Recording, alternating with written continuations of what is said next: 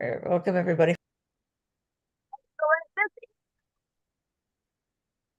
you go to have your ability celebrated, whatever that may be.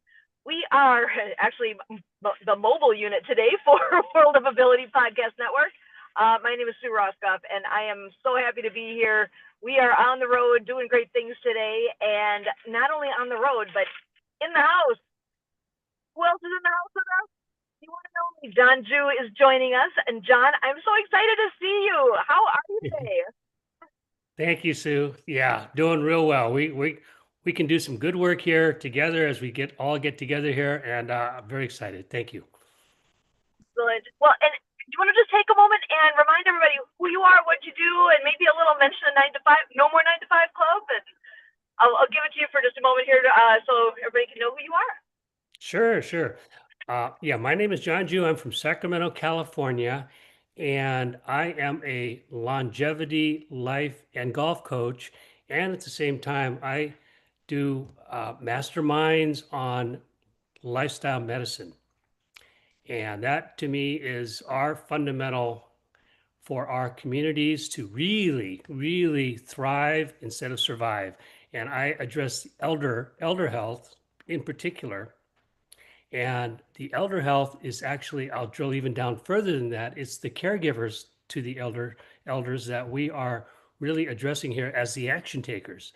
And it's really a situation, and I run into it every day. Yesterday, I had an interesting meeting with the Kaiser people, and what they did was they gave a seminar on how we can help our elders, but it was also their caregivers who were there.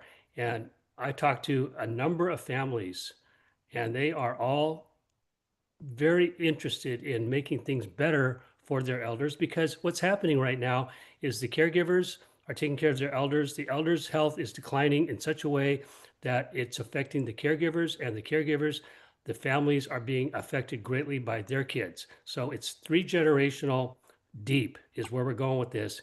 And all of us need to get together here to know that our health is so foundational to what our being is that we can all make a difference here just collaborating. So I'm very grateful here and keep this discussion going about, we do have solutions. I do have solutions. I do have things that we can do to take action. And that's basically what I'm all about. And I know that's what we're all about here is just getting better at what we do. Oh, you're frozen, Sue.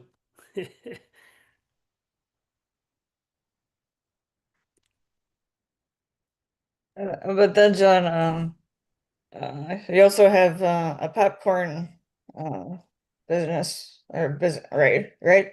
You Yes, want to I say a little can, bit about your popcorn? sure, I can talk to that too, Uh, is that yeah, I do have an organic popcorn business that my son and I started 13 years ago. And what we right now we are scaling this.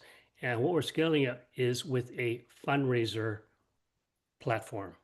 And that fundraiser platform is addressing, it's so scalable and it's really a function of the fundraiser, just like Uber, just like Airbnb, they both had opportunities to change the industry, taxi cab industry, the hospitality industry, in such a way that technology really made a difference in how we made that pivot to really make it available to a lot of people in such a way that it was so scalable.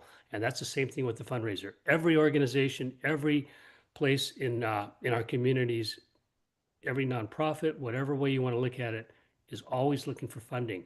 And what we can do with our organic popcorn, and organic popcorn is just a symbol for better health and better eating because we can substitute that with other things, but it's really all about the fundraiser platform.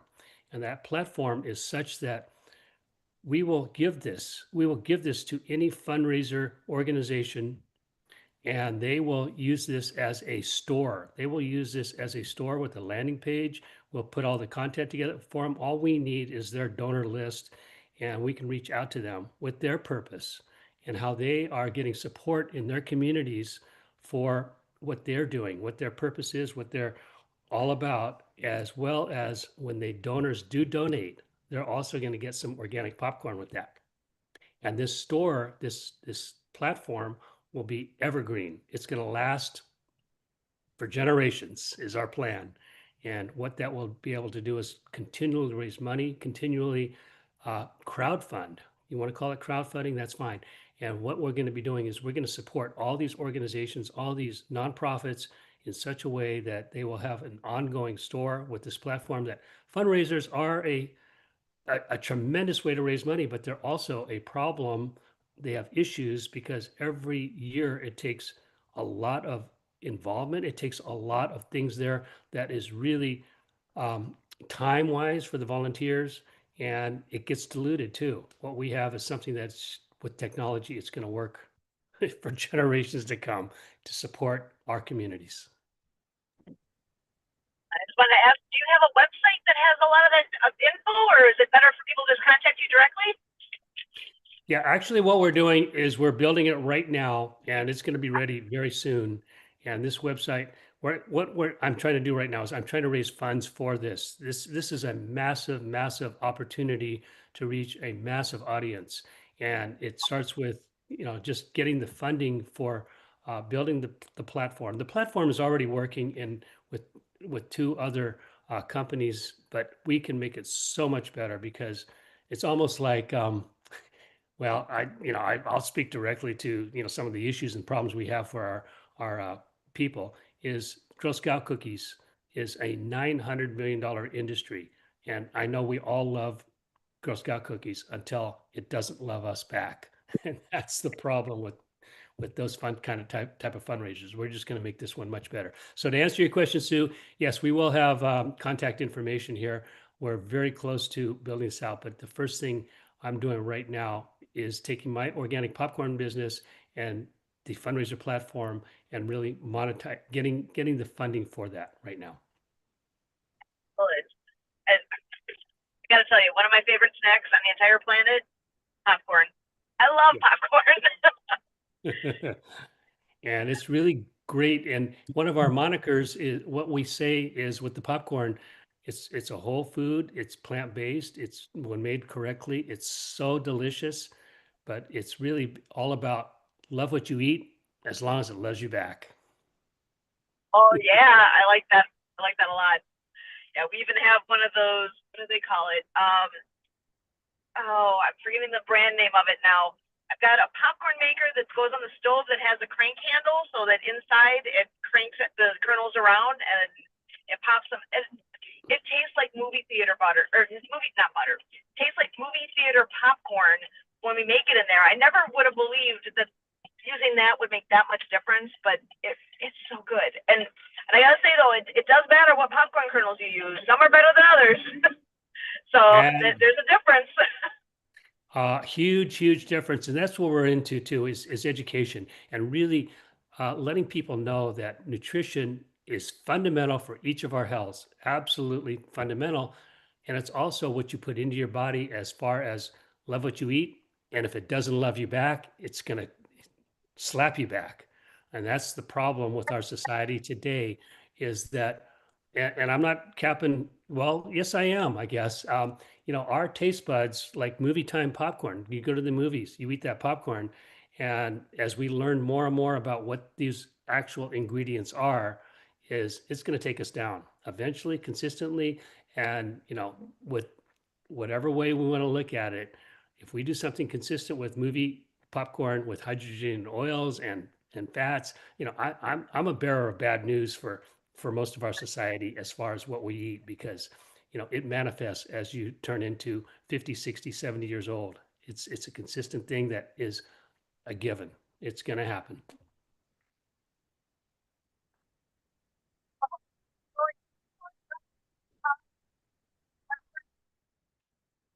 I'm sorry, Sue. You did never heard a word. Say it again, please. Oh my gosh. I was gonna say I'm in a car right now, and the way you're describing that, it's very similar to being in using your car. You have to change the oil. You need to give it fresh gas. You need to maintain your system if you want it to work. Same thing goes for your body. If you want it to work, you need to take care of it and give it the right things in order for that to be what's coming from you, right? Absolutely, absolutely. You want a smooth running engine. You don't want one that's gonna, really backfire on you. You don't want that's gonna break down.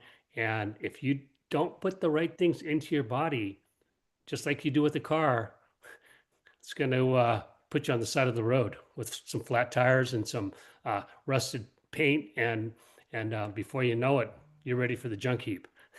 Absolutely.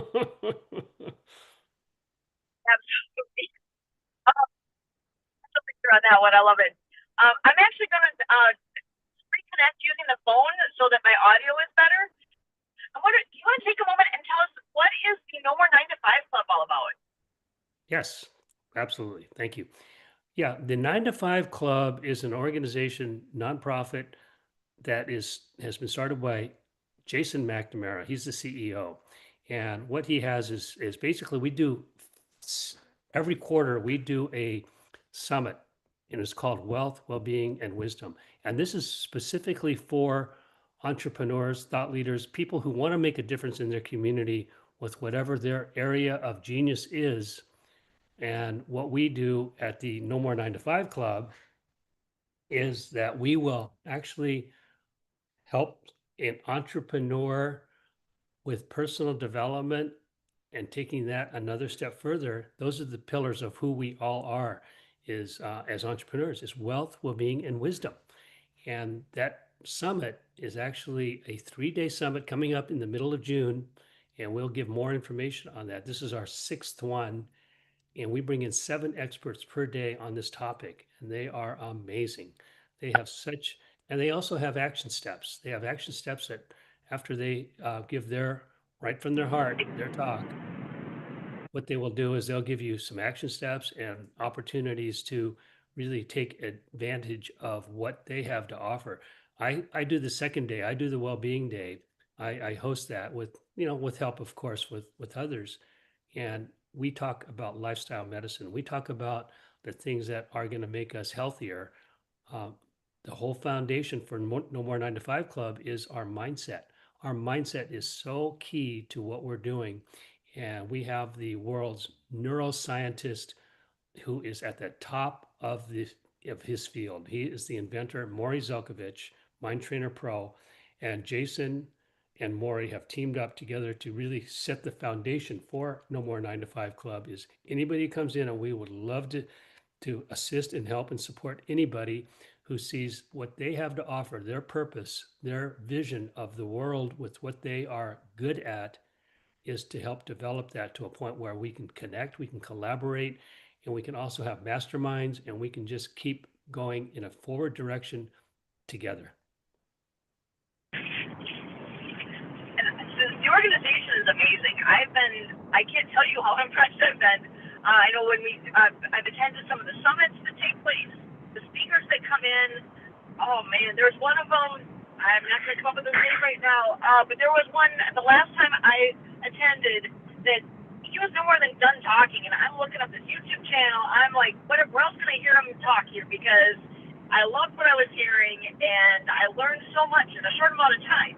It's very, very worthwhile, and I can't believe that the Zoom room is not completely exploded out, with many, many screens worth of people on there, because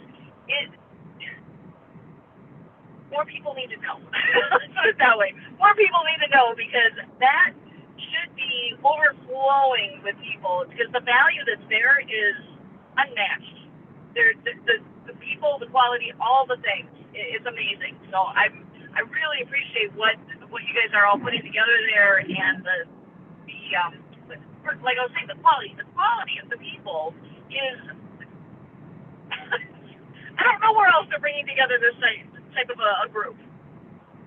So you make an interesting point to say that you're not sure why it hasn't exploded is because just like what Maury does with his mindset, what I do with wealth and with well-being is the concept of, and I'll just use what I do as an example, is the concept of better health is probably 95%, especially as you get age and the elders, is that concept of better health doesn't exist, because people, as they age, we've been fed into a system that says as we age, and this is, we're basically victimized by this, is that what's happening to our society today is that 95% of our elders, 60, 70 and above, what's happening to them is they're programmed to say you're only going to get worse. You're only going to get worse as you age.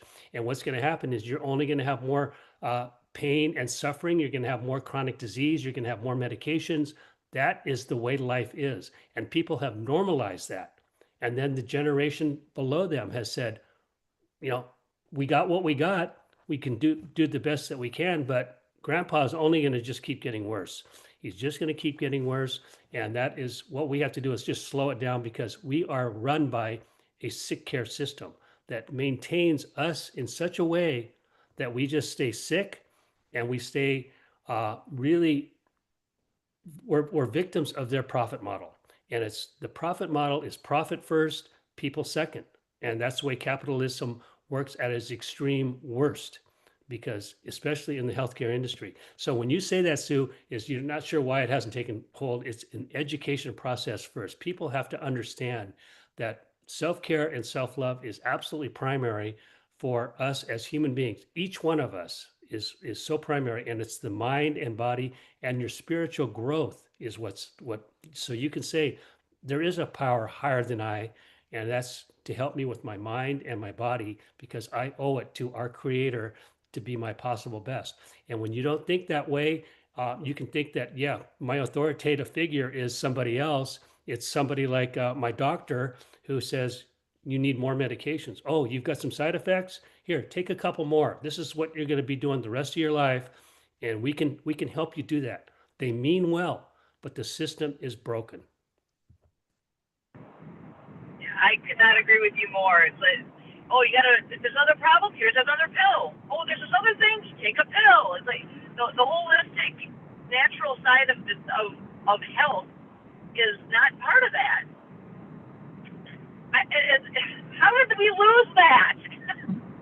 Depending on where you look and who you listen to, it makes a big difference. If you put all your trust in that one doctor that's going to tell you that, oh, you've got an ache, take a pill, then that's all they have. You only have the things that are in your toolbox is what you have to work with, and unfortunately, that's most doctors. That's what they have. They've got pills in their toolbox. They don't have a lot of other things. And realistically with that too, I think a lot of that gets kind of strangled in based on insurance, because how much control the insurance companies have over all that as well is horrible. Yeah. I don't know how they get to dictate some of the things that they do. Well, the I thing could go is, down a Sue, rabbit hole in that real quick. yeah, we all could, but it's actually a rabbit hole that needs to be really highlighted to each one of us as an education process. Is that what's happening? The insurance company, the big food, um, big pharma, our hospital healthcare system, they're all in cahoots to keep us not well. The food industry with ultra processed foods and all the pesticides and everything that they put in for our food, with the farmers, unfortunately, is all contributing to our poor health. It's off the charts.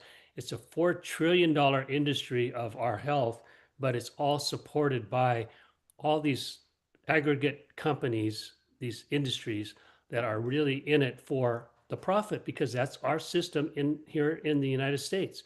And that's where entrepreneurs come in. That's where no more 9 to 5 come in. That's where you and I and what we're doing right here is where we come in, is to band together with a small movement. This is I love to lead with purpose about what we're doing, and it's very applicable to all of us here. Is I think I address the two biggest problems in our country today, in our world today, and that's generational poor health. Each one of us are individuals. As a collective, our generational poor health is really generational. Our poor health is unfortunately generational. That's the system that we have in place. Another thing that we're doing here is that is causing generational poverty.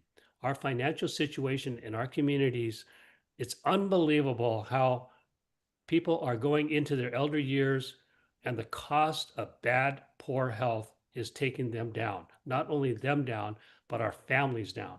our generations down. And so that has to be highlighted. That has to be broadcast to the world, is that us entrepreneurs, us shakers and movers, us movement combined with all the things that we can do, have a solution. And it's really each one of us taking responsibility for our own self-care and self-love. That's number one. That is so critical for each one of us to be able to take responsibility. That's how we can really change the world, is to ourselves. If we can be the best possible person that we can be in ourselves, then we can really operate at a really high level as we connect and collaborate with each other. And when we do that, the synergy and the human design and the human experience is designed that way, when we can awaken to our divine nature and to know that we can combine our efforts and really make a difference. And that's what we're all about. That is music to my ears. I absolutely love everything you just said. Amazing. And so, I got to thinking here with the summit and speakers and all this. Over the course of your career, have you heard any particular speakers or read any particular books? Is there anything that stands out to you that was a big impact for you? Yeah, actually, you know what? So I do read a lot, but actually I also, if you want to call it, I cheat a lot on my reading, because I love reading 3 or 4 books at a time, and they're always open, and I just open them up wherever I am in my house. And what I actually do is I run it through AI. When somebody says, you got to read this book, he's an amazing author, Napoleon Hill. He just I just got this the other day, just recently, The Devil. He's got something about I've done a lot with, in fact, No More 9 to 5. We had the executive producer who made the most recent version of Napoleon Hill, uh, Think and Grow Rich. He actually was part of a 13-part series, a mastermind on each one of Napoleon Hill's critical things that we think and grow rich. And this is, was so good. And so what I do, so that to answer your question, is authors. I mean, there's so many great ones out there that, and there's so much information to be, gleaned from all of their knowledge and everything. Is I just go to AI, and I actually bought a book from an author, a 72-year-old who actually has a biological age of 22 years old. And so, and he's written 15 books. I bought his book just because, I said, I think I'll cheat again and do what I have to do. But by reading the book, I can go a lot deeper and really find out what he's about. And the stuff that he has is absolutely cutting edge. So I really can't answer that question specifically to an author. I'm just saying there are so many thought leaders out there. There's so many great people that I know all of us, really rely on, and to be able to share it and then filter it through you in each one of us about the things that we've learned as we combine our efforts together is powerful. And I've even seen on YouTube, there's some, I'm not going to know off the top of my head here who it was, but there's at least one person that has done like condensed versions of some of the great books like that. And in a matter of 15, 20 minutes, you can get all the big points from it. Pick a book. She has put together almost like a cartoon version of all the things that you can kind of see a visual as she's talking. But she gets all those highlights, all the things that the book covers, and you can get it. Because I've listened before, and the amount of time it takes for me to drive to work, I can do a whole book. Almost need to do it multiple times to actually get it all to sink in at that speed. But it's amazing what you can pick up in a short amount of time. It's not going to necessarily take you days to read through something to get all those points. Whereas if you get it differently, if you hear it versus you read it, but it's a way to bring in information that much better, that much faster. I see we've got Dr. Harvey Lumstein joining us. Dr. Harvey, how are you? I'm good. How are you all, John? How are you doing, buddy? How's the weather up there in Wisconsin or wherever you are?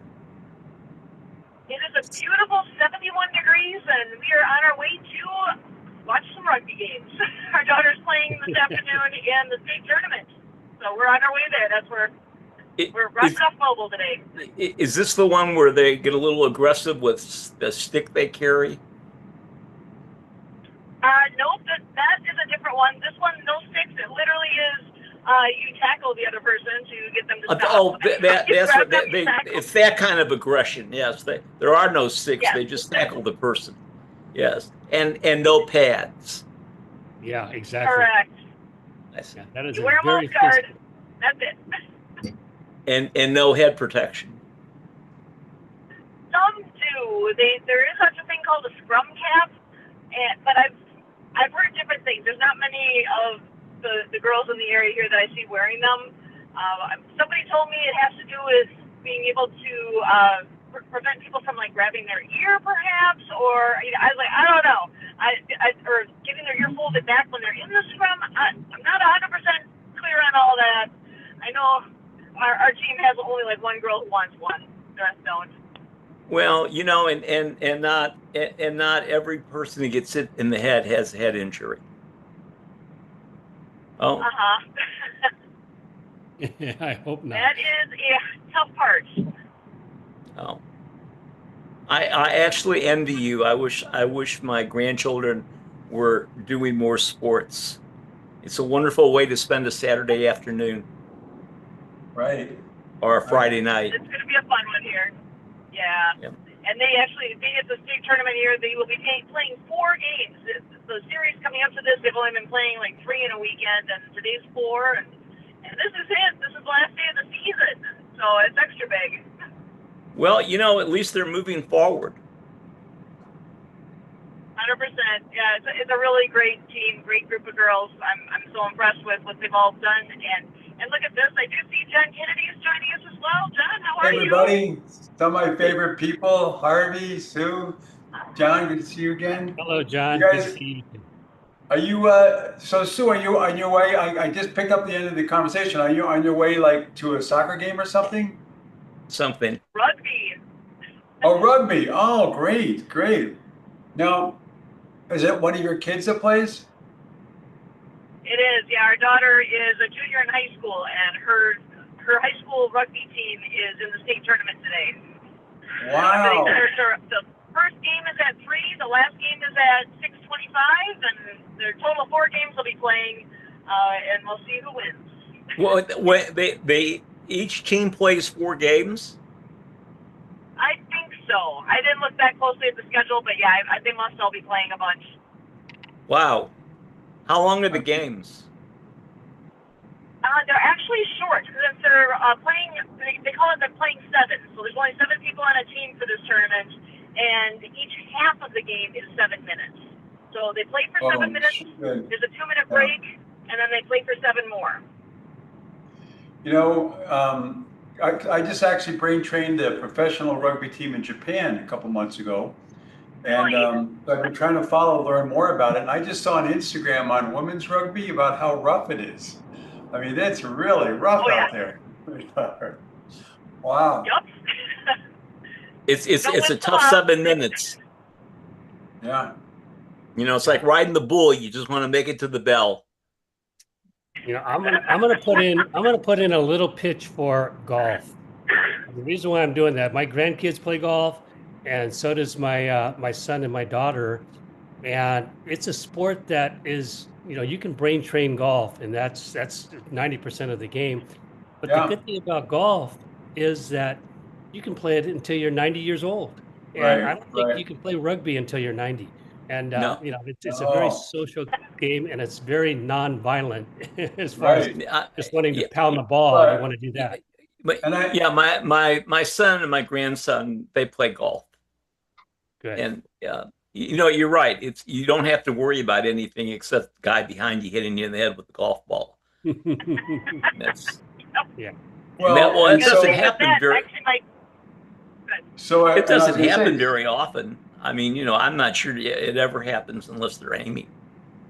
Well, so you're absolutely right. So I've trained, including an LPGA trainer. I have trained golfers because it's such a mental sport. right? I mean, every shot is different, but I'll tell you, if you want, it takes a long time to get good.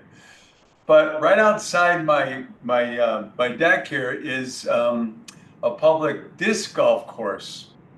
Yes. So I don't know if you ever played that, but anybody Yes. can play that. You could be 90, you can be 6, right? And so you don't have all the practice and all the expense of golf, but it's a lot of fun. I see people playing it all day long. It's Saturday, so they're all out there all day.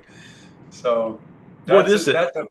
so it's basically it's golf. So you have your 18 holes, or 9 holes. The goals are actually like a metal basket suspended on a pole, and you play with frisbees.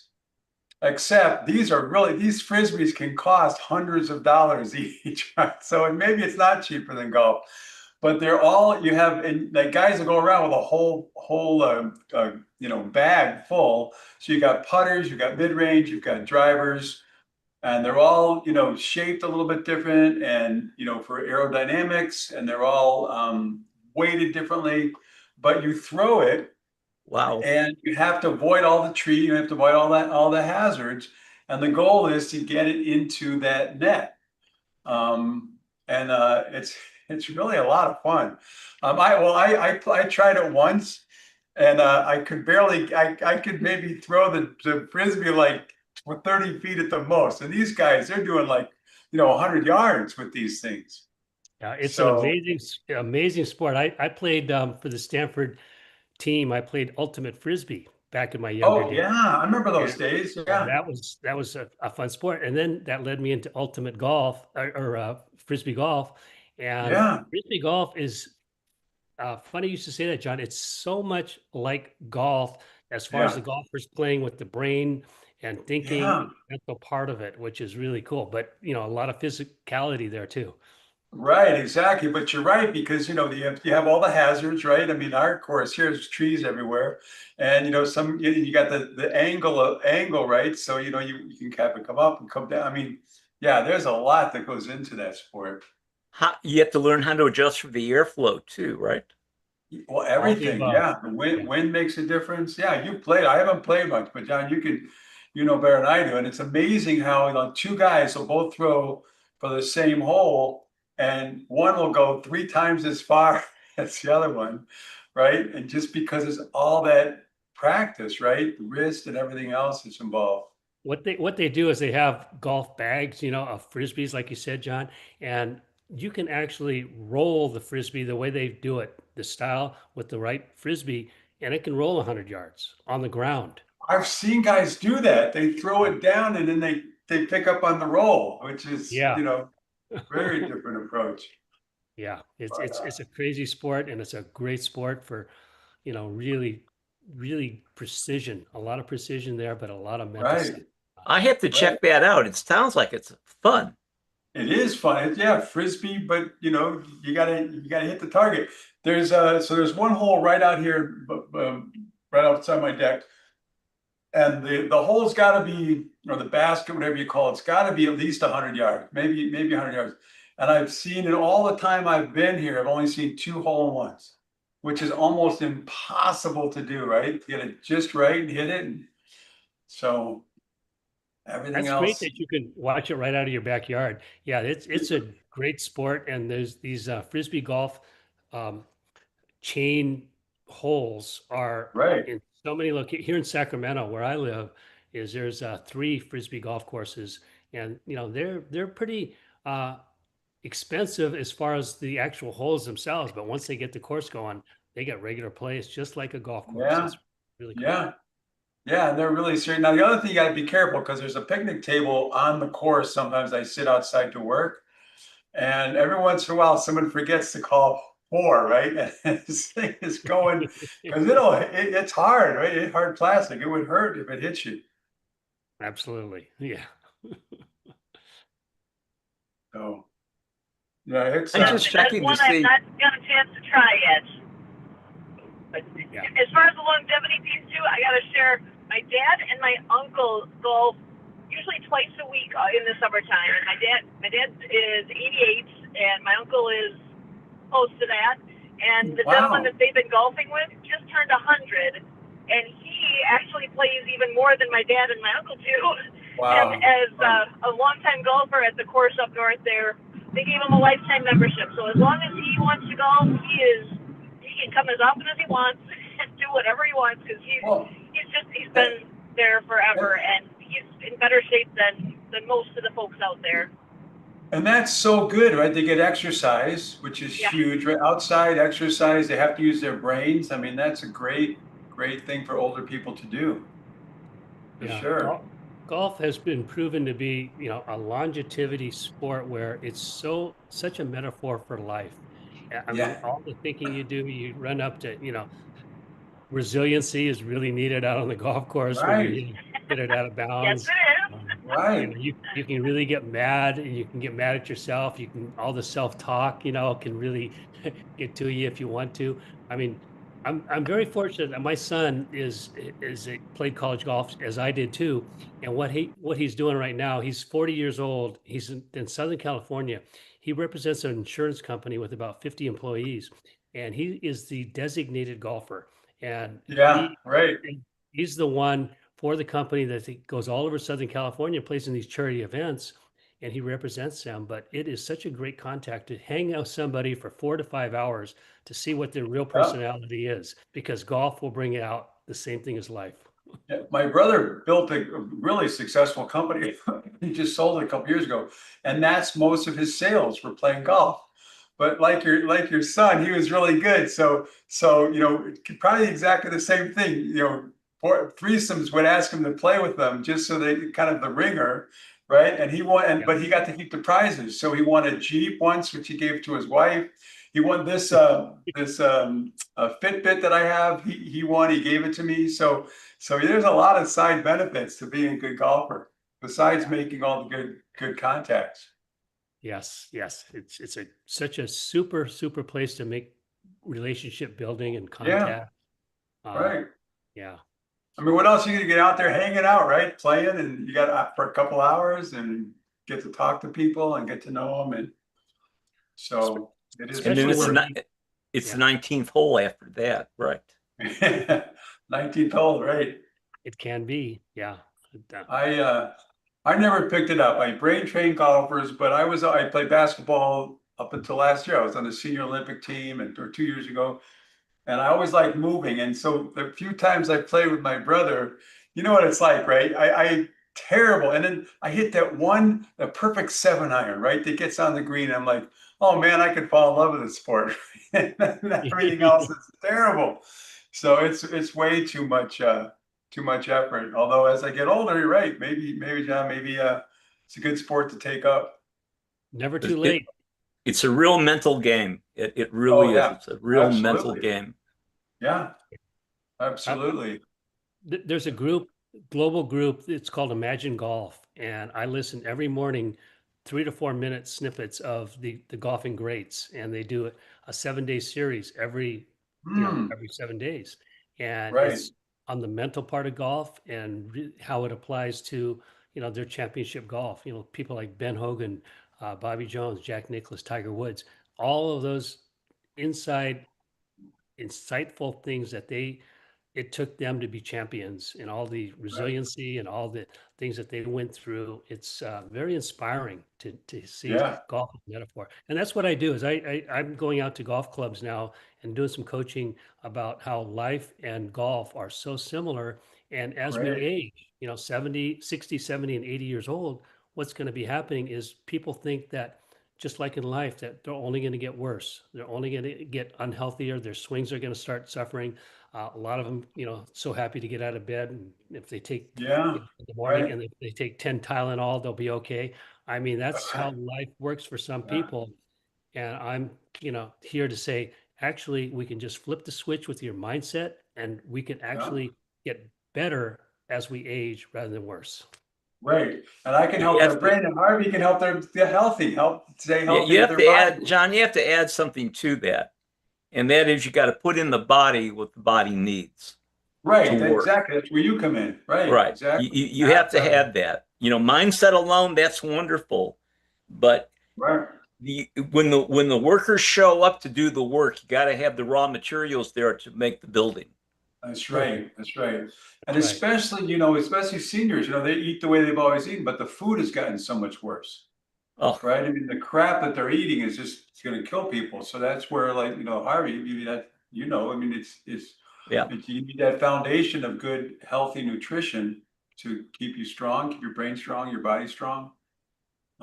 It's interesting. So the doctor I go to here, it's a senior center, right? So, and I walk in there and there's all these people my age or maybe around there, and they're all like, they got walkers and they're overweight, they've got breathers and all this stuff. And it's like, man, I don't belong there. yeah, Right. I don't belong there. Yes. I no, know. exactly. Actually, Harvey, you do belong there to teach them how to Yes, live a right. better life. I That's mean, that's right. where you belong. Who are your ideal clients, uh, Dr. Harvey? Who do you work with?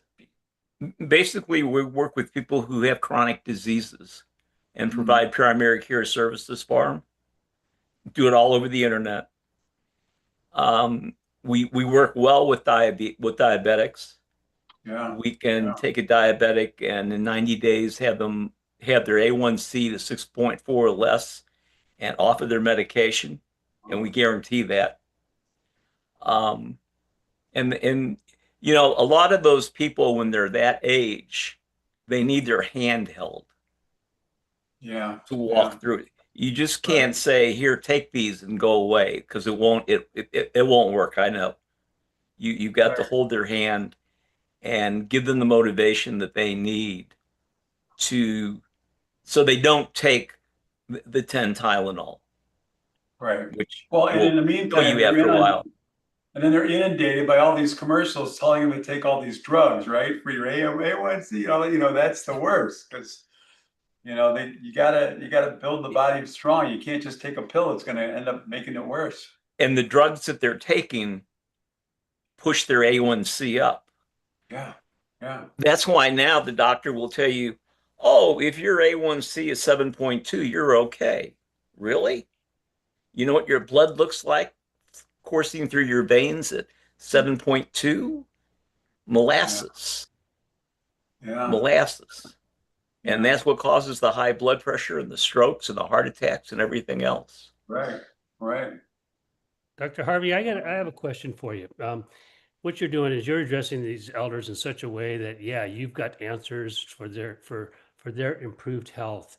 What I really think, and you're holding their hands and you're guiding them through this, and I think that what's happening to our elders is their cognitive function has declined such a way that they have a hard time taking action in the way that, and Mm, what you're doing is you're holding their hands. So I'm just wondering, the question I would have is their caregivers, they're going into some territory that has never been known for families, and this is generational, is that it's taking our communities down because our elders are going in such a way that their cognitive function, their bodily functions, all those are really at risk here as far as, you know, the point of no, I wouldn't say the point of no return because there always is an answer. Okay, but right, Absolutely. it's the right. caregivers who can actually take the action because they're following in their footsteps, their elders' footsteps. So that's who do you address, specifically? I have a newsletter that I wrote that's called "It's Not Your Fault," Mm, and that it, 20 years ago we didn't know what we know now, so you could forgive the physicians for not saying that. But if they've been around the last 10 years, there's no excuse. right. But there is an excuse. I wrote another one for a magazine that said you can't blame the MDs because among other things, the state regulates what they can say. That's one thing. But there's another one that you deal with older people. And I found this and it is frustrating. It's called the mother chakra. Not chakra, the mother what's his name? Young. Carl Jung, The, the mother begins with an A. I'll get there. Anyway, it's part of the collective unconscious. And Mm. they have in their mind um, the way this was the way my mother aged. This is the way my grandmother aged. This is the way my great grandmother aged, and this is the way I'm going to age. And this is the way it is. And it is the way it is because my mother told me that. It's like ground in to their mind. And you have to get past that. You have to get past the fact when the person says, you can do this, this, and this, and they say, I don't believe it. And we say, try it for 3 months. What do you have to lose? 3 months out of your life. But then they say, well, I have to ask my doctor. Now, Well, there used to be a time in my life when I really wanted to say something nasty, but I didn't. And I'll say, how's that working out for you now? You're the one who's sick and in bed. And then I say, I'm 80 years old. Look at me. yeah. And they look at you and they go, huh? But it's the mindset. It really is the mindset. And it's almost as if you got to do hypnosis with them first and then introduce them to the things that can make them better. Back in the old days, they call that subconscious fixed ideas. It goes back to the French philosophers. And Well, you're also being too nice to doctors, Harvey, because you're leaving out the profit motive. So I work with a lot of seniors, right? We recover, we can hold off dementia, we recover a lot of their mental capacity with the training exercises, but I always ask them, are you on statins? I mean, they've been fed this lie that somehow, the diet is impacting, the cholesterol is bad. It's been totally debunked. But what's the natural consequence of statins is brain fog. And what does a doctor do? He'll say, oh, that's because you're getting older. Let me give you another medication to help with your brain fog. The first thing we do with people with mental fog is get them off the statins and show, of course it takes an education, right? So that totally debunked. We'll always go back to was Ansel Keys, the one that developed this whole idea that somehow, high cholesterol was bad for you. The healthiest people die with the highest cholesterol. Our brains are made of, all our myelin right. is all cholesterol. We need cholesterol in our diet to keep our brains sharp. And what do? They try to drop it. 20 years ago, 400 cholesterol, that was normal, right? Now they try to get you under 200. And 100. That's why we have a lot of those cognitive issues. The other thing is, and this is some new research that just came out maybe 3 months, 4 months ago, and that is your LDL, the higher it is, the better you age. Yeah. And right. it probably has to do with the myelin sheaths. Yeah, exactly. Right. Right. Right. And there again, we didn't know all of this, but there's no excuse for not knowing it now. Right. Right. I think you bring up a great point. And what that is we didn't know these things. And with the, Right. and what I do is I'm really into, the paradigm shift from our sick care industry and our way that our systems are treating us with the profit motive, like you said, John. We all say, yeah, that's happening. We know that, but Yeah. what's the next step? And the next step is to know that the technology and the education on the lifestyle medicine side is just off the charts now with Yeah. just the Right. research they've done with plants, the research they've done with the, food is the best medicine. But it really gets down to the absolute fundamental is that our body does the best healing, bar none. Yeah. We're Yeah. made that way. Yeah. Yeah. We're Right. made We're that made way. exactly. We're made that way. We're And yeah. Right. if that basic Exactly. concept can get through to people that says, okay, medications, yeah, I'm on them, but let's get off of them because let the body take over. If you want to get full Right. healing, you want to treat the root cause of your disease, your chronic Yeah.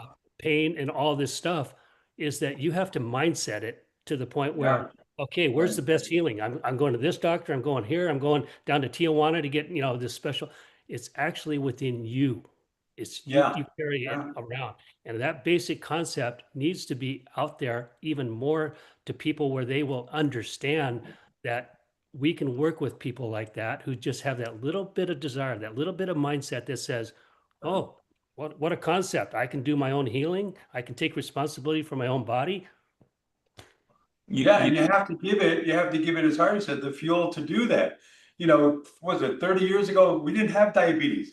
We didn't have all this dementia. We didn't No, have any of that stuff. you got to go back to, you got to go back maybe 60 years.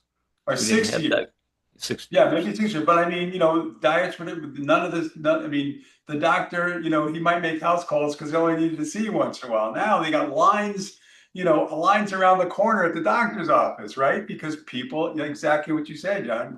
God gave us this amazing body that can heal itself and all these other, but you got to give it the right food, and you got to give it the right, you know, stimulation. But once that mindset changes and they start to look for how to be healthy, that's important. And tell them to come to my podcast where we talk about all of this stuff. Yes. Yeah. Every second and fourth Thursdays at 11 Central. Second and fourth. Yeah, Okay. I'm sorry I missed this last one. Looked like a really good one. I had a client setting, but I'm going to try to get those up. It was. I'm going to put it up on the website. I mean, it really was good because Amy talked about organic farming. Yeah, right. And I want to be on that. Yeah, and right. eating organic, but mostly important, she taught you what to look for when you buy food. I mean, because good. I mean, look at that man, that's a nightmare. Just When reading you go to, label. yeah, it is. Yeah. And you know, like my grandson went in to get me some. I said, Brennan, get me almond butter. This almond butter. I pointed to it, but it was organic. It was no sugar, right? So he came out with the organic peanut butter. Okay, but the point is when you hold that label up against Jif, Yeah. it's Oh, just yeah. amazing. Oh, yeah. The Right. chemicals. Yeah. And Right. and like I told my wife that, I said, well, you know, Jif is a peanut butter is a good thing to take at night because it really fulfills, it's a lot of protein, but Right. it has the sugar in it and it spikes up your blood sugar. But this doesn't, Right. you know, and we're trying to get people to understand that whether you're a diabetic or not, you could have insulin spikes. And your doctor's not going to know, you're not going to know because there's no warning until you walk into the doctor's office and you got stage 3 kidney disease or stage 4 pancreatic cancer. And there were no warnings. The warning was the glucose spikes. And we just found that out just where we've gotten continuous glucose monitors where, you know, people eat and they go, my God, look at that. And it doesn't go up like a diabetic, but every time it hits over 160 to 180, you do cellular damage. And over years, Right. that's what happens to people. And that's Right. the diet and the food and the water that we drink, right? Yeah. It's all of those Well, things. and so real quick heads up, I got about 2 minutes. I have to hop off for a client session, but I'm going to stay on as long as I can. This is fascinating. I love what we're talking about here. And Harvey, going back to what you were saying about the whole, you know, regulating insulin and stuff, that's where fats come in, right? Healthy fats would help regulate that insulin. But what were we told for all these years? Don't eat fat, right? Don't eat fat. Don't eat carbs. eggs. Yeah. Oh, You know eggs are what the I- best thing for you. You know what's Right. really cool about what we're doing all here, because I know you got to go, John, is the three of us and Sue and Kurt, of course, and Emily. What we're doing here is we're banding together. We're starting a movement here of credibility, of telling the truth. I have a podcast too with my 84-year-old co-host, American Wellness Revolution. It's called Awaken to the Truth. And what we're going to be doing is putting together this movement, this message, and being the age that I'm at, you know, I'll be 77 in a month or two. And so what we have is credibility. We really do have credibility that we've lived what we can do, and we're going to really get this word out there. And this is the fundamental. Right. Maury, so good to see you. Good to see Maury. Now we got the smartest man on the internet joining us too. Yeah, we're talking about Gary mindset and how we can change. Yes, yes. Right. John, by the way, how old are you? I'm 70, just turned 70. You look fantastic. Yeah, Yeah, y'all are spring chickens compared to Wow. me. that's right. Spring chickens. Well, it's all because what we're talking about here. We're trying to be healthy. And Right. Maury's about 30, right? So he's saying, well, No, you know why Maury looks the way he does? I'm going to tell you why he looks the way he does. He looks the way he does because about 8 months out of the year, he's out in his driveway shoveling snow. That's why he looks the way he does. I can believe that for sure. That's funny. And Maury, do you have a snowblower? No, I use a shovel. And then he does that all day. So guys, Maury, I'm glad you joined us. You can take my place. I have to hop off. I've got a client meeting I got to hop on to now. But this is great. Seeing all you guys, there's so much health information right here in one spot. This is awesome. It's awesome. Yeah. You guys have a great rest of your weekend. You too, John. Thank you so much, John. Always good to see you. Good to see you guys too. So, okay, Maury, let's hear it. This is inspiring. Welcome, Maury. So glad you're here. Thank you. Nice to hear you from space, it sounds like. Yeah, we are just pulling up to the rugby grounds. We're on our way here for Alana's rugby tournament. It starts in about an hour, and we're just arriving at on site here, so I might have to help with parking here for a moment. But Maury, for those who don't know you, remind us what you all do. This has been, I gotta say, the coolest group of guys in the room today. I'm really enjoying the conversation. We all actually know each other really well. Yes, very well. In fact, I might have even mentioned him, Sue, about solving our world's problems already, about no more 9 to 5, and then Dr. Harvey also mentioned, mindset is the foundation of what we can do to change the world, is to change the mindset of people to the point where it's in their best interests rather than not. If you don't get the stress level down in your head, it'll kill you. The stress is what does it. That's right. I just heard that again today. It's not the food that's going to kill you; it's the stress that's going to kill you. That's right. Even though the food has a hand in it. Yeah. I think the wife is the more important danger here. The who? The wife. Watch out. If you're wife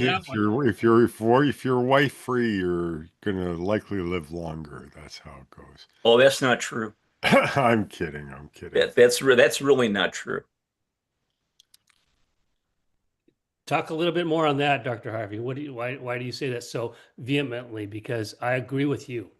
Because his wife is right next to him with a knife to his neck. There are several things that indicate your longevity. One is how strong your legs are. That's really important. The other thing is your social connection, which stimulates your mind. But we're social animals, and we have to be in groups. We were meant to be in groups. We weren't meant to be by ourselves. And if you go back and you look in ancient civilizations, even if you go back to the cave days, we lived together in small little units that eventually went into families, that eventually went into towns, and then we ended up actually. I think it's progress that put us into these big cities. And then we found out when you start squeezing people in the big cities, you start having problems. And that's because everybody needs their space, but they also need to have the connection. They gotta have the connection. And that probably is the one thing. When you go into nursing homes, they are always trying to get people together. But the ones who are really the sickest are the ones in a room and nobody comes to see them. And you know what? If you go there, I remember my mom was 90 something, and we flew from here to Fort Lauderdale, and we were going to be there over Christmas. And she was waiting by the door for us. And when we got there, she just jumped up. She was 95, 94. But that was her that was the thing that they lived for. And older people, me too. Listen, I live for the connection to my grandchildren. I love that. And it makes you feel young. That's what being around young people do. But you still have to have the connection, the social connection and the social intercourse. It's very important. And people who if you're married, you live longer. And typically when your spouse dies, your life after that is not the same, particularly if you're a man. Yeah, a lot of people follow their spouse within months. Right. Yeah, Right. my parents did that. Dr. Harvey, I'd like to speak a little bit more on what you're just saying here is that the social connection is so important. And I think it's really important for us to understand that to get grounded in that social connection is your cognitive function, is because your brain can leave and you can physically be there, and that's not going to do you any good at all. So I just want to really reiterate that mindset is so key to us as we age. And that's a foundational point in my coaching and what I do and my anything that I do with really helping elders get healthier, but it's really the caregivers who can really make that action happen. So I'd like to, just the the the Sorry. people right here in our group here is to know that, what Maury has with Mind Trainer Pro is absolutely off the charts. And I'm just stating the truth is that that's what I'm doing with what I am. I spoke to Kaiser yesterday. I'm speaking to some more groups here in the community. And when we can really understand that it's all within us and it's all within our brains and it's all, but how do you do that? How do you get past the subconscious level so you can actually make these changes? And it's really an exercise in brain health. And that's what Maury represents. 30 minutes a day is going to make a Right. difference. I You mean, know, and it's easy. it is. It's See, easy. see, It's the, see, it's the answer and that's it's easy. another thing. We've been sold it's got to be quick and it's got to be easy, right? And for Maury, it works. The only thing is the people have to be willing to lay down and listen. But what you run into is people say, "Well, I don't want anything in my ears. I don't like that." I don't like. They're going to throw up a bunch of objections. I've got the You timing objection down now. I actually have something called Hint. It's a new technology I've designed. I can't release it until it gets weaker. I have to make it weaker because it's too strong. Sorry, the way it is now. Stands for high intensity neural training. 5-minute recording. Wow.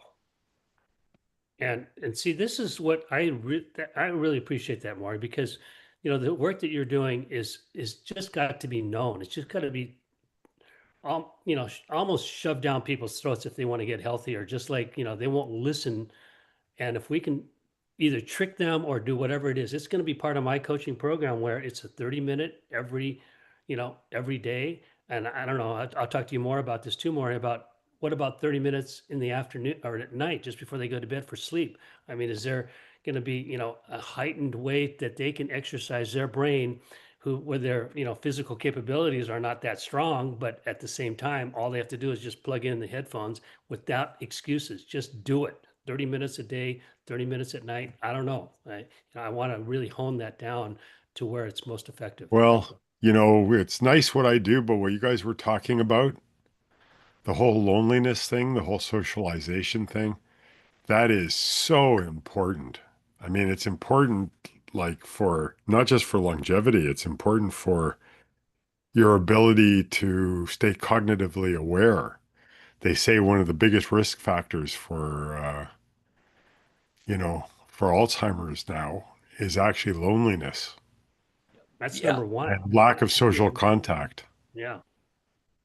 And I think And Zoom, I'll tell you something. I have a technique on Zoom. They've already shown that when we're on Zoom, our brains aren't as active as if we're together. But you can make your brain more active by watching people. And when you look at them, the Gary Rogers won't like this, but if you're looking at someone instead of your camera, you can see the shadows. Like look at the shadow, right? You can see I have more light coming on this side and there's a shadow over here and here, and you can see depth. My eye is farther inset. If you could start noticing that and paying attention to it, you'll start seeing me in 3D. So right now I see all of your backgrounds in 2D. I see they're just backgrounds. But I see you both as three-dimensional beings. My brain is more active looking at you as in three dimensions than it is in two. So even on Zoom, you can get a lot of that socialization. You'll get even more if you start practicing seeing people in 3D as opposed to 2D, because that'll activate your brain more when you're speaking with them and with them. And you'll get more of the effect as if you're actually with them. So that's a little hint for you. the other thing that you said that's really important, my first year out of graduate school, I read a book. It was by John O. Stevens, and it was called Awareness. And basically, everything that we do in the helping professions is teaching people to increase their awareness of what's going on. Yeah. And if you can do that, which is what you do, which is what I do, which is what you do, John, all we're saying is you got to pay attention. And it's really what you got to pay attention. That's EEG biofeedback. It's what you do. No matter how you do it, electricity, when I'm increasing the magnetic waves that are going into a person's brain, I'm increasing the blood flow, which is tuning up the brain. And so, yeah. Well, now you can take, CES device. you see, but right, and you can take that CES device and you can put it right back here, right underneath the mastoid bone, Mm-hmm. and you can turn it on very, very low, and you can go to sleep because that's the vagus nerve that runs through there, and the electricity is going to charge it and it's going to tone it down, right? As long as the saber-toothed tiger doesn't show up, but it'll do that. It will calm you down. There's lots of ways that people can go to sleep. They can take their ear and just like the vagus nerve is part of the ear here, and they can take almond milk and turmeric and a little pepper and Breathing. maybe well breathing for sure. Yeah. I mean, there's lots of ways you can get to sleep, and the problem is, am I afraid to go to sleep? Do I want to go to sleep? And when you get people who have sleep problems, you need to find out what the problem is.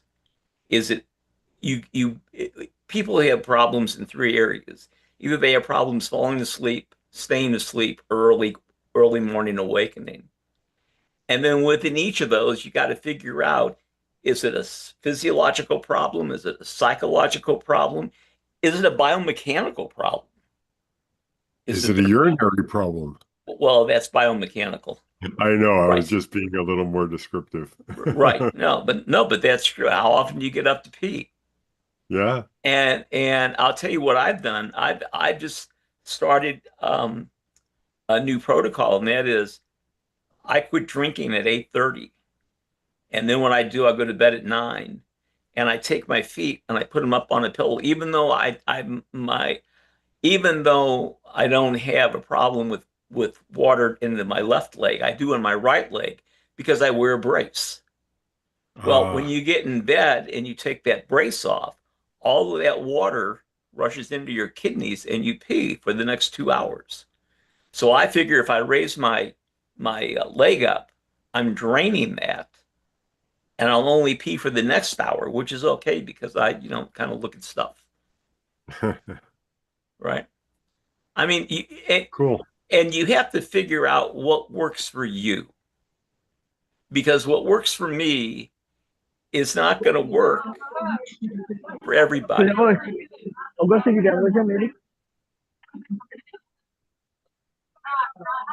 If when you're not talking, Ans, if you can turn off your volume, like you mute yourself, it's really noisy where you are. Thank you. When you have something to say, obviously unmute yourself, but then mute right after. Thank you. We're going to have you replace Gary. Nah, John, do you know who we're talking about? You don't no know one Gary. can replace. No one can replace Gary. No. That's true. Nobody can. Gary's a Yeah, unique Gary person. Rogers. You don't know Gary Rogers? Oh yeah, I know Gary Rogers. Yes. Yeah, Fantastic guy. yeah. Fantastic. So He I is. think it's time. I think it's time. I know I'm speaking for myself, and you guys are probably right there too. It's and further is Gary Rogers speaks out. He speaks out who he is in such a way that it's so amplified that he can really reach the communities. And that's where I'm at right now. Is I don't care about hurting people's feelings. I don't care about doing whatever.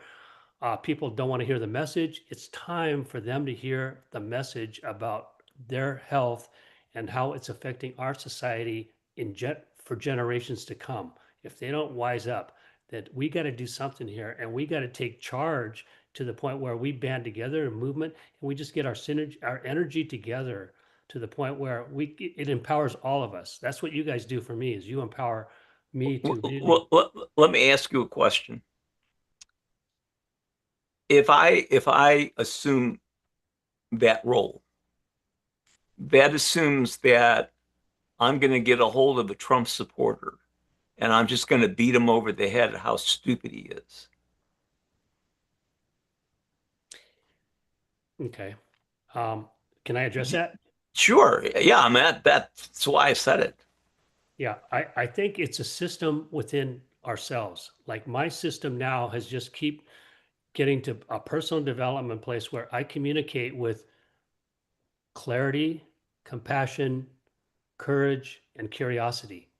And if I can do that as a system for me, and I can share that same feelings with other people, whether they're Trumpite or whatever they I was are. just using, but when you say you're going to beat him over the head, I mean, that's what I'm looking at. Is that the best way to get Yeah. at them?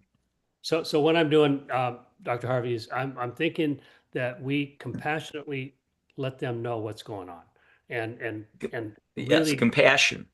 just like my American Wellness Revolution that we're doing, awaken to the truth, is to tell it compassionately with love, with the things that we've been created as the human design, and to know that it's as simple as everything that we have, all the answers are within our mind and our body. And if we can translate that to people who haven't heard this message, 95% of them don't get that. And it's such a simple, easy message to do, is we just, really work on that together. You could start by, I mean, I'm assuming you work with groups, and you could start by saying, picking a person out and saying, if you could change one thing when you wake up tomorrow morning, what would it be? And they're going to tell you it has to do with their health. And then you can say, how do you go about doing that? What would it take? Can you imagine that? What do you take to get? And then you create a story with them. That's, almost going back to doing a psychodrama, but it's the idea of what can I, rather than saying, what can I do to help you? What do you want to do to change. Good. What's the one thing you wanted to? And I used that. I used to use that when doctors sent people to me and they told me they were crazy because I was a shrink. And invariably, they weren't crazy. They had a physical problem. Um, Archetype. It's the mother archetype. Now, back when I was in graduate school, they would say that's a brain disorder. Not coming up with the word and coming up with it later, but that's okay. The train goes around eventually. It was an archetype. But you're getting them to say, this is what I need, rather than this is what I can do for you.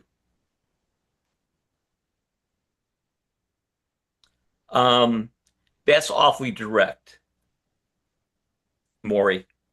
Yeah, I know, but when you started saying it, that's what I thought you were going to say. So when you didn't Oh, say it, I thought I'd no, say it.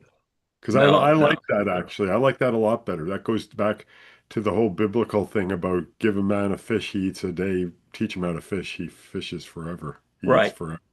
And we Unless live he in doesn't like fish. If he doesn't like fish, he starves either way. So but see, we live in a society where everybody's in your face and people don't feel like they're listened to. I'm sorry, what were you saying? I wasn't listening. Right. Go shovel some snow. Oh, you don't have any snow. You will. You might this weekend. You might over next week No, have some we snow. actually have beautiful weather for a Okay. change. So let's get a little more into detail about Maury. You put that in the chat. Dr. Harvey, I you like said, that. I yeah, like that a lot. I never thought that way. yeah. So what is the difference? Because what you're both asking is, what can you do? How do you help yourself? And then you ask the question is, if you had one thing to change about yourself. Well, that's different than helping yourself. Okay. Helping yourself is down the road because they don't think that change is possible. And you have to get them thinking about the change. If I have a group and I say, okay, do I have any volunteers? I have a question to ask. And then I'll pick a person who looks like they're a high risk taker. I don't want to take somebody sitting back in the corner. Let me ask you, we're all here, we're all kind of struggling to make it from one day to the next. If you could pick one thing that was going to be different tomorrow morning when you wake up, what would it be? And I guarantee it'll have something to do with their health and more likely pain. Or money. Uh, A lot of people are motivated by money.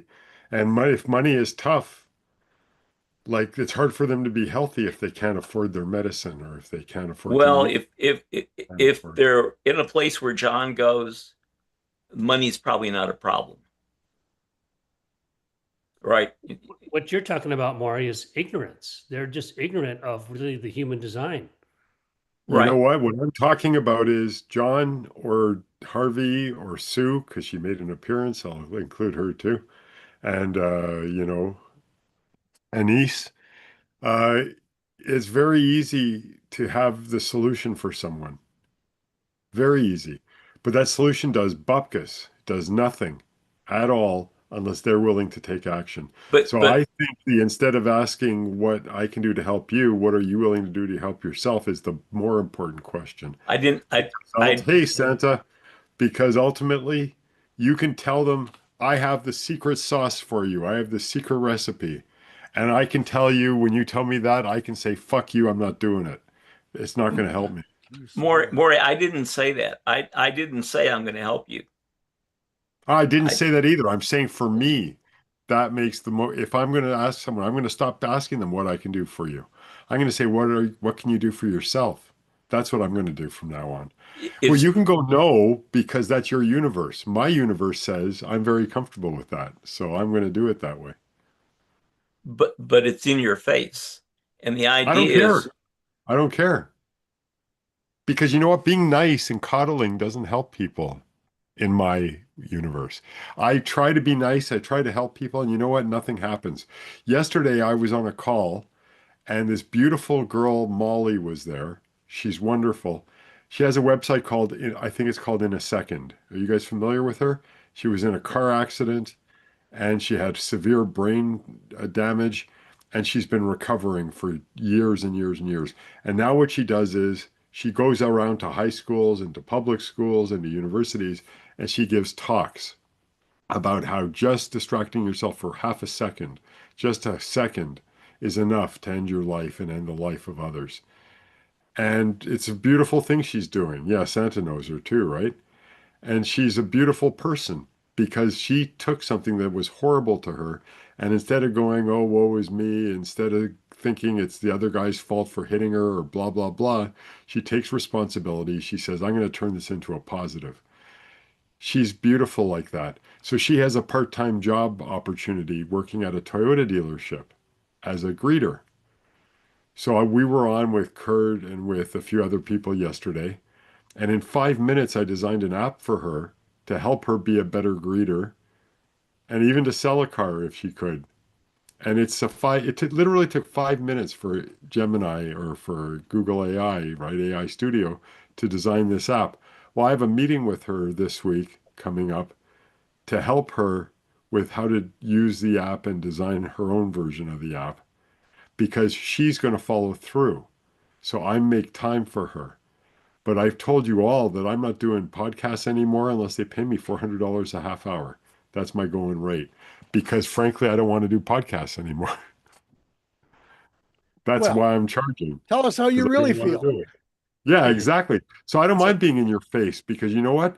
Being gentle and soft and sweet, all that does is placate people and makes them feel good in the moment. It does them no good whatsoever, in my experience. You know, So I've decided enough of that. Yeah, I'm done. Thank you. I'd like to address Dr. Harvey and ask him, you know, Maury, what you just said absolutely comes right from from who you are.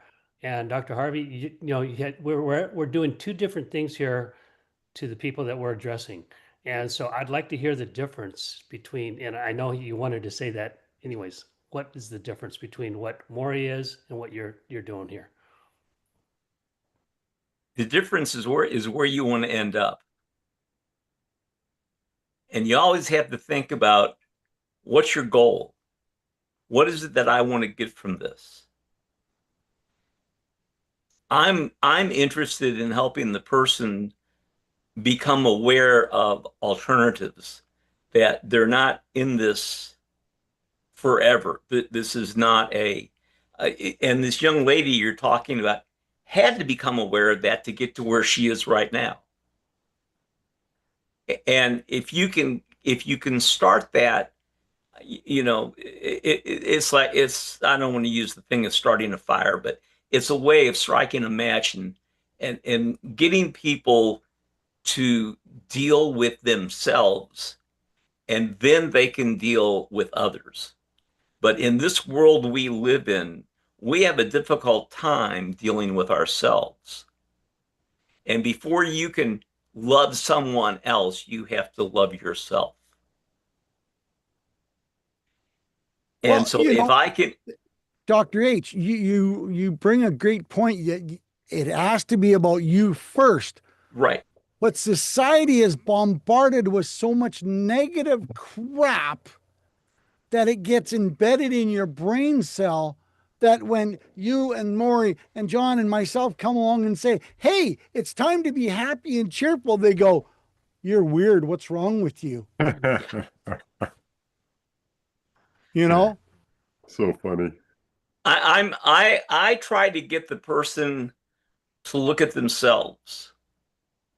So when I would say to a patient, if there was one thing, if there was one thing I could do for you today, what would it be? Well, I don't want to use that in a group. I'll say, if there's one thing you could change, see, they were coming to me for help. I'm going to say, if there's one thing you could change tomorrow morning when you get up, what would it be? And it may be money, but most people aren't going to talk about that. I guarantee you it's going to be something about their physical health. especially as they get older, you know, and that's a starting point. Because as we were talking before, people don't see that they could change. I mean, my friend Joe, I went to his grave the other day, right? I don't believe it. I started at the same time he did. I wanted him to start on the program. His basic comment was, "I don't believe it." I said, "By June, you'll be taking a road trip." And in March, I had surgery on my right big toe, and I was supposed to be in a cast for 3 weeks and in a boot for 3 weeks. I went back to the doctor. He took the cast off, took an x-ray, and said, "Now I'm 78 years old." He said, "You don't have to go back in the cast because your foot's healed." So in June, we had Joe's funeral. That's why you got to get past that archetype. You got to get past the it isn't possible. I don't believe it. I can't do it. And you can take a person down a path and teach them that they can do it. And it isn't all that difficult once you start. It's taking that first step. And I'm going to assume, John, that people are in the group because they want to be there with you. Right. That's a real advantage. And so I love that question. You know, if you could change one thing for yourself, what would it be? Because tomorrow morning when you get up.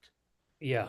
Okay. When you get up in the morning, because that really strikes a chord with the ability to actually change something that is not necessarily working for you, and they will own that. And then what do? You take them to the next step. And I so strongly believe, yeah, it's going to be a health matter, because health is our most important thing for each one of us. Number one, money is secondary. It's the health issue. So they will own that part too.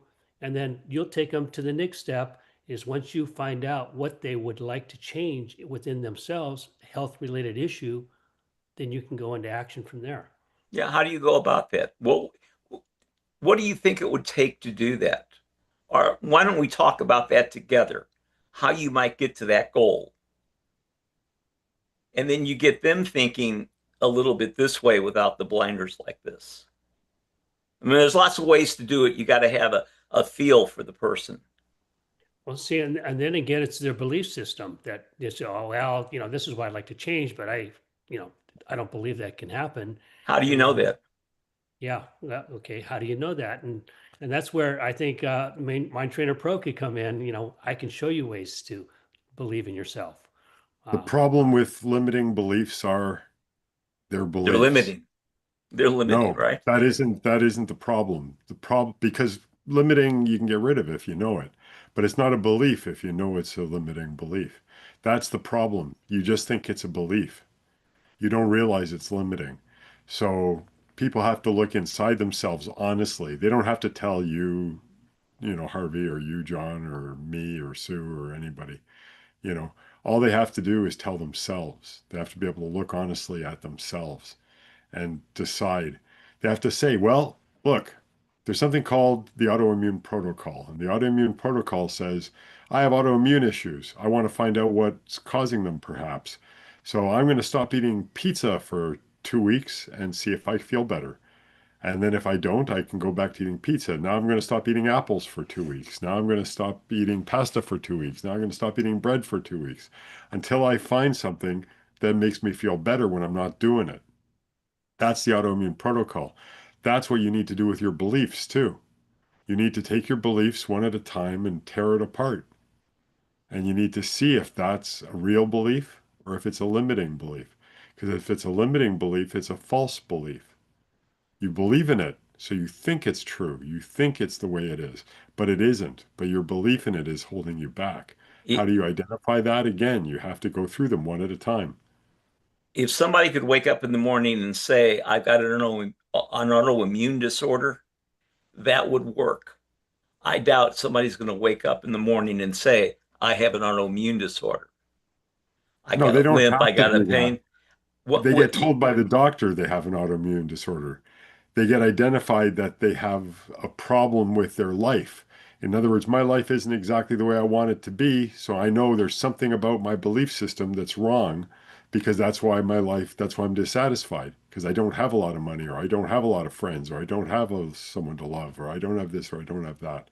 The reason why I don't is because there's some belief system I have that I believe that I shouldn't be believing.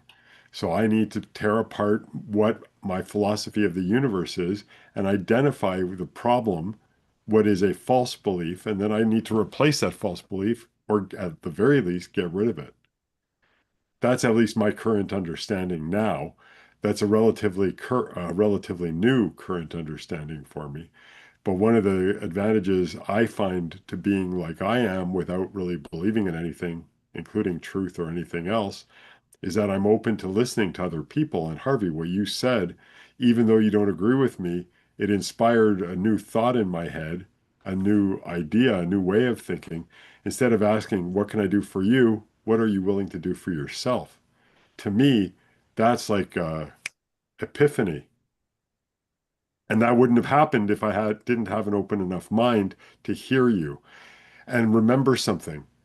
One other thing, current understanding I have is that I might be inspired to say what I'm saying right now. That's fine. But I don't believe for a second that anybody's going to take anything I'm saying the way I'm intending it to be taken. However, I do expect that they will take it however they take it. And that's the way they're supposed to take it. And that's what they're supposed to get out of it, if they're supposed to get anything out of it at all. So that's the trick. So in this case, Harvey, that kind of goes according to my system because you said something that you were intending for me to think a certain way. I didn't think that way, but I interpreted it in a way that made sense to me and it opened my mind and gave me a new way of looking at things. So that's an example of you're inspired to say something. Definitely say it because you have a message for someone. That message isn't necessarily what you intend it to be. It's what they interpret it to be. At least that's my current understanding right now, today. 5 minutes from now, John might say something. Harvey, you might say something else that totally changes it around to something else now. But that's how it is at this moment in time. So thank you. And thank me. Oh, Santa, And I'm you're on mute. thanking you. Santa, I think you're on mute. If you're talking to us. I'm pulling the Ricky card because I was doing something else. Oh, What you're okay. saying, Maury, is, people have to open up their mind, but people are scared to open up their mind to new ways of new thinking because we've done it this way for 20, 30, 40 years, whatever the number is. And you want me to change my life. You want me to change my world. You want me to change the way I live to help myself. Well, I watch all these commercials and they're saying I can do this and this and this, and it's going to make my life, it's much easier. Society has unfortunately created a very bad situation that everybody wants it the easy way.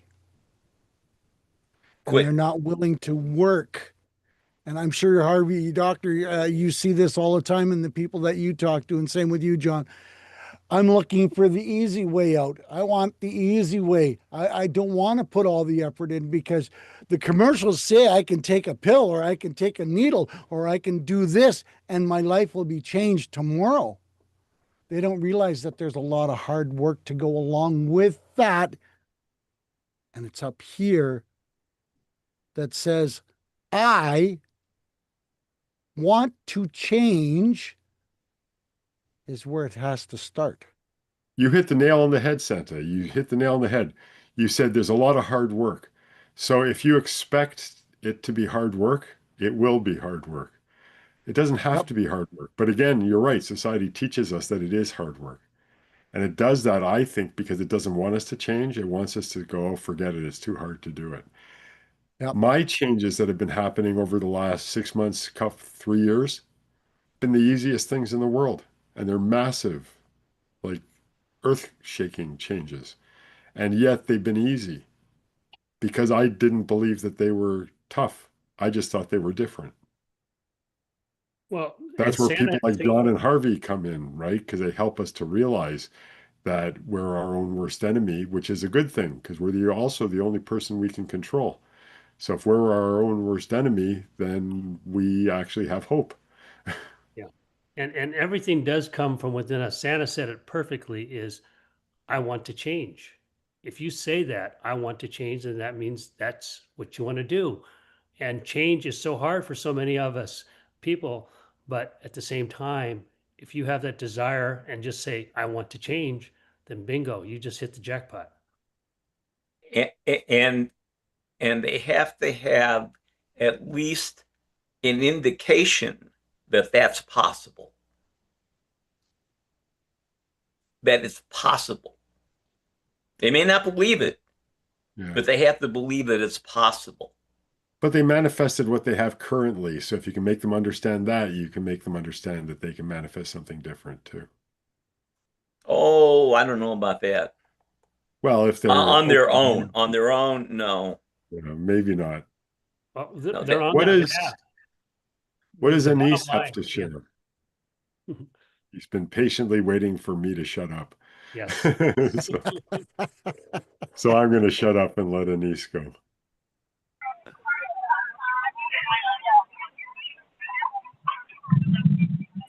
Go sign down. But Santa, do you have some exciting news? I thought I saw something that you had posted about some exciting news with your stories or something. Yeah, I just created another account on TikTok for my stories because I'm getting so restricted on TikTok because someone didn't like the way I was doing things last fall, and they said, "Oh, I'm impersonating someone."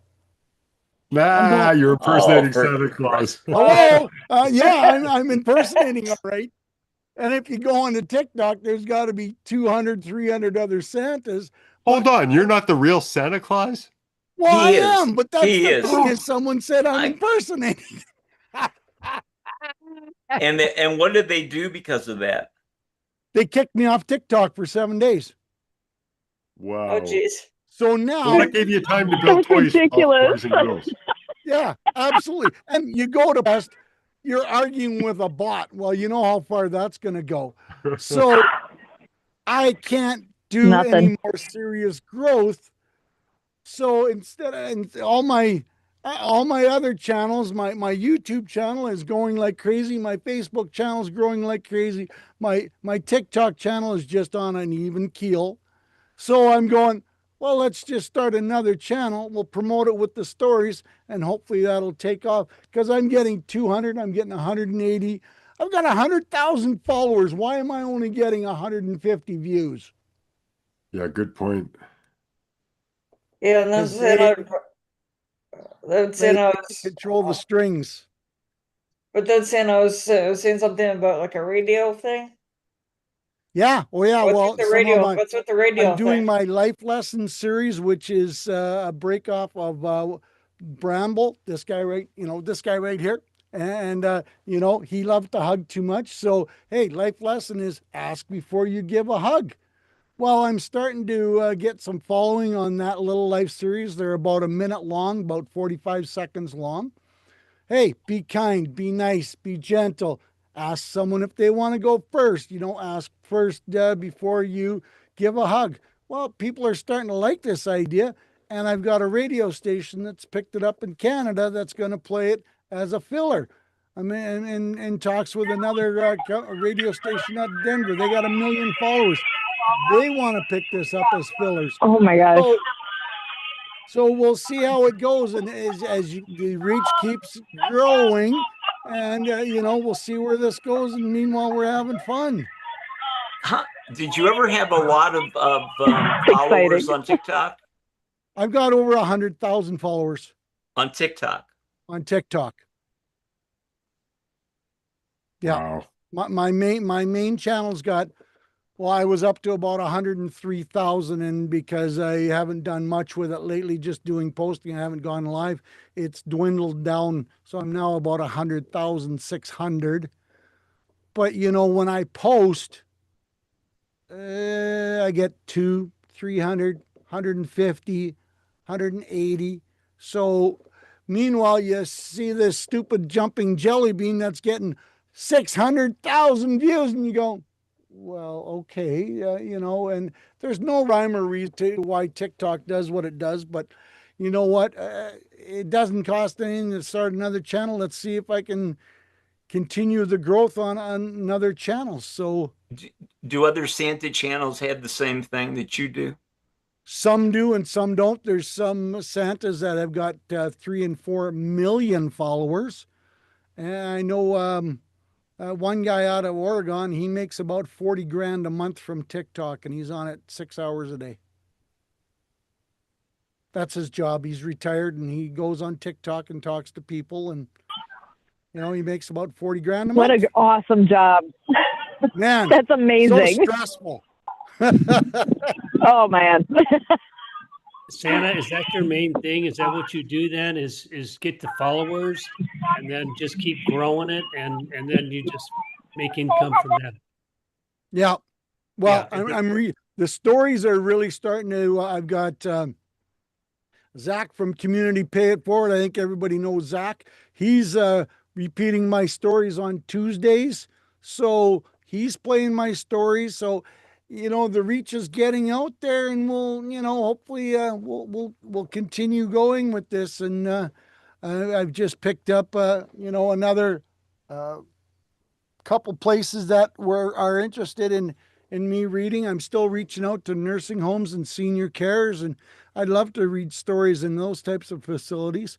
So, the old proverbial, every day I say, you got to keep knocking on the door. You got to keep stepping on the steps. You got to keep going after opportunities, because you never know which door is going to open up to find that one that says, hey, let's have a conversation. I love this idea. And you got to keep eating your vegetables. That too. And don't forget your broccoli. Don't forget that. Damn right. Yes. Yeah. Anything that looks like a brain is good for your brain. Walnuts too. When you reach out to the nursing facilities and the elders, what's your main message there, or what do you get them in with?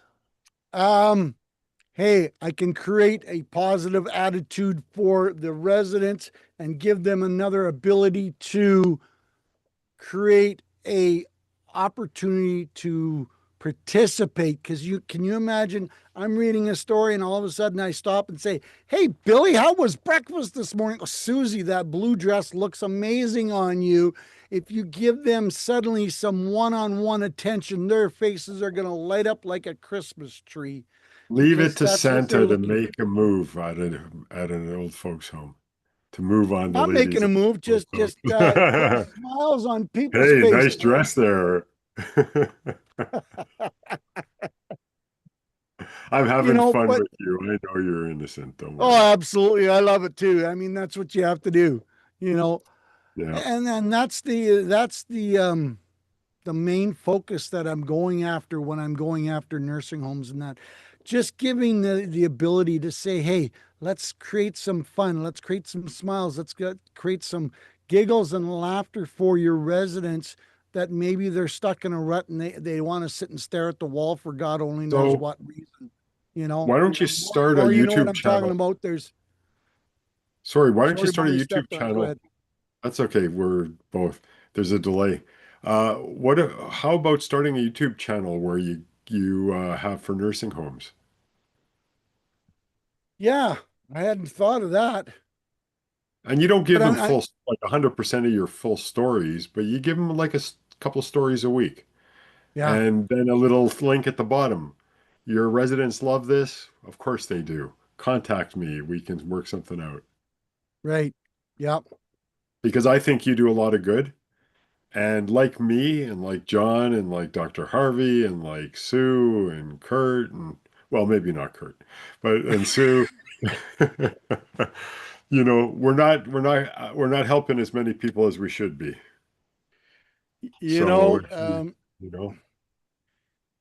I think Dr. H said it earlier on in the conversation.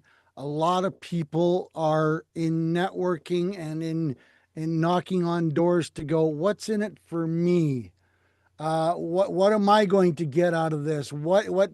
What benefit am I getting out of this relationship, conversation, activity versus, hey, what can I do to change your mind about being so grumpy and miserable?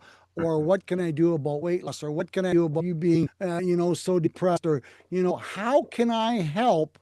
Because society is, and I'm really starting to see how my attitude is changing because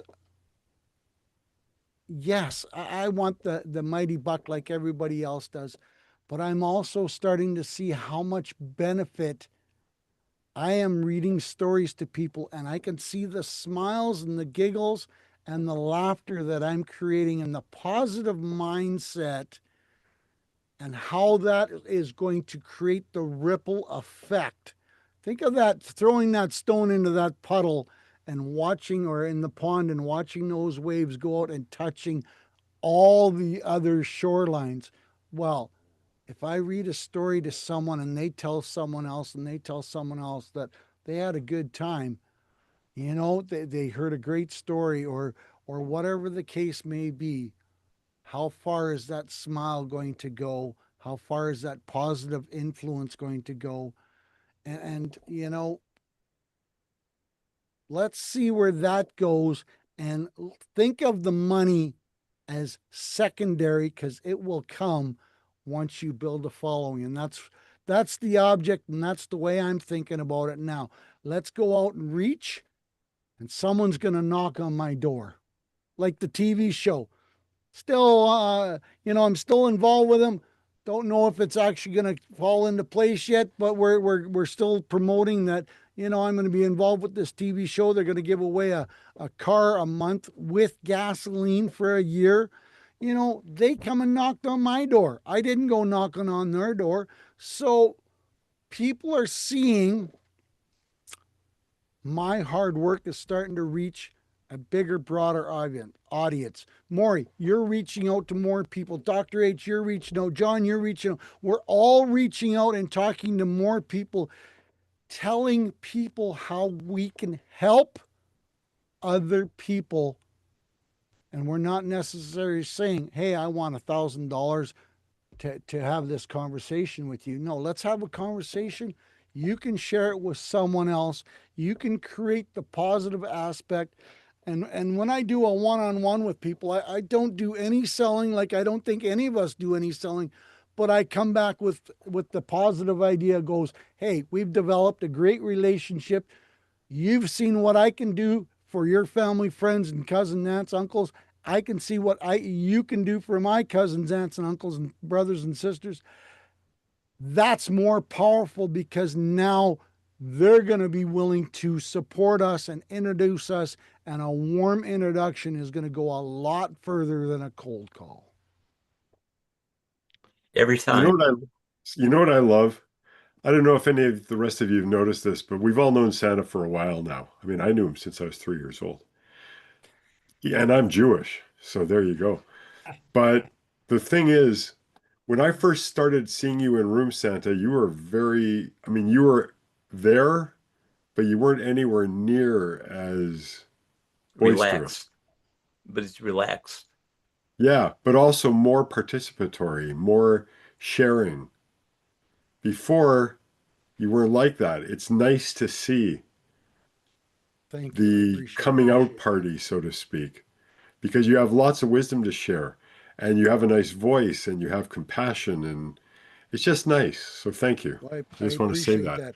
And that's going back to my DJ years where, a lot of people get caught up in a shell and they don't want to public speak. Where you can put me in front of 500 or 5,000 or 50,000. Okay, let's go. Let's have a conversation.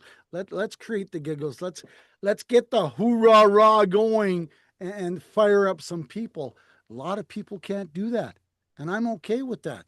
And the more, and even my wife is saying, maybe God is steering you in a different direction without you really fully understanding what he's steering you towards.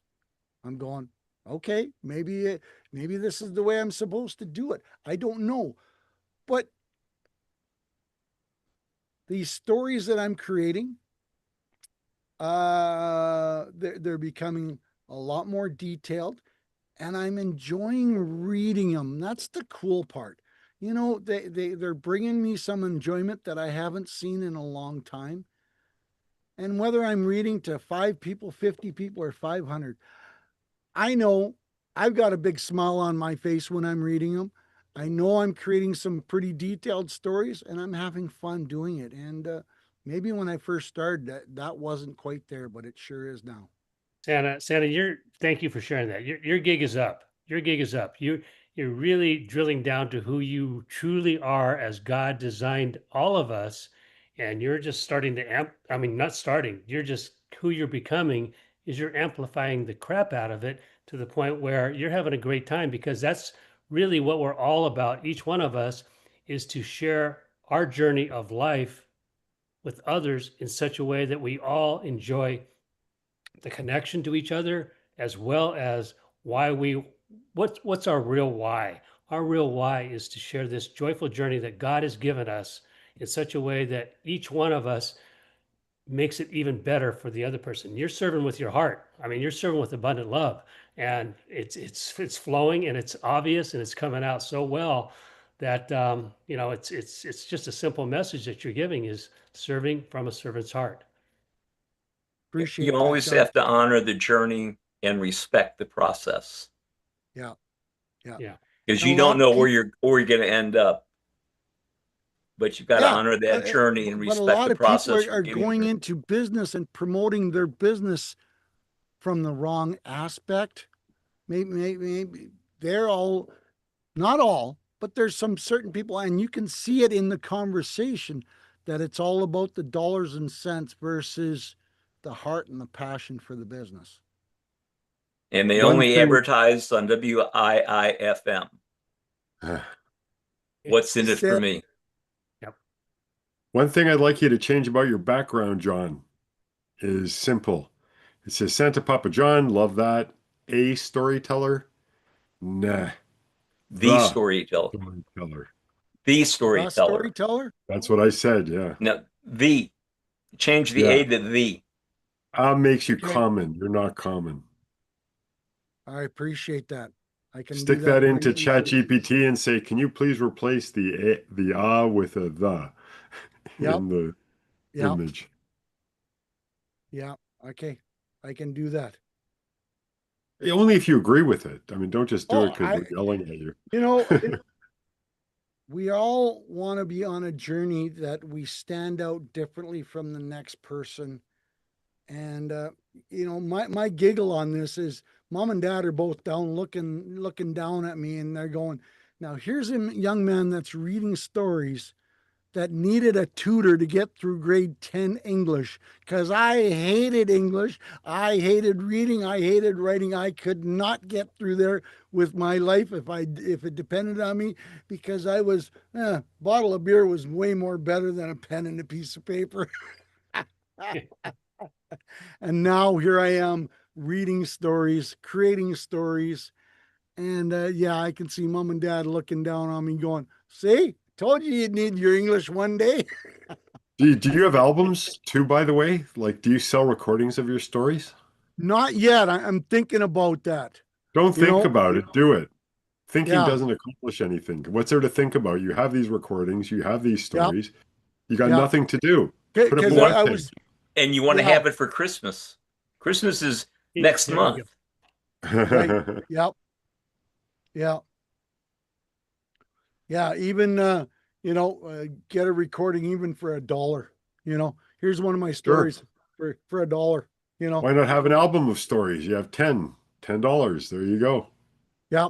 Yeah. What a nice present for granddad, for the kids, for I Yeah. mean, that's the thing about what you do. It can be, it's like the old days when they had, in the 50s when they had TV just starting and they made TV shows so that kids could like them. Like, the Flintstones as an example, Oh, right? yeah. Absolutely. That's got so much of the honeymooners in it, it's hilarious. Yeah. But it's also got silliness for the kids. Yeah. Your stories are perfect for kids and adults. So Yep. Appreciate the feedback. How's the We weather, Sue? appreciate you. We playing soccer yet? They are playing rugby and they're just about to rugby, begin. sorry. Here, I'm going to flip this back around. We got our daughter is number 4. She is just beyond. Let's see where you can. She's like being hidden by the sir right now. There you go. Her in the gray. So they are just about to start. So with that, I actually am going to go ahead and if you guys would like to continue the conversation, you're more than welcome to do that. But I'm going to switch focus here. And this is a state championship going on right now. They've got 4 games today, and we are super excited for all this. There's a lot at stake here. It's a state championship. So with that, do you guys want to continue, or are you guys ready to call it a day? I'm going to We're at go. the- Well, first Yeah, of all, we're at the Sue, top of the I'm hour. sure I speak on behalf of the other gentleman. Wish her luck. Yes. Hope she has lots of fun, and hopefully she comes out on the winning side. Excellent. Much Thanks, appreciated. Oh, you guys are amazing. I appreciate each and every one of you and look forward to keeping this going in the future next week. And our daughter has the ball now, and she's been tackled. So with that, sorry, I tried to switch my screen so I can see you, and it's not popping up now. So phones are wonderful. There we go. There you I'm go. back. There. Thank you guys. for hosting Maury, this. Santa, John, you guys are amazing. Yeah. Thanks, so guys. Always What a from all of us great here at the World of conversation. Ability Podcast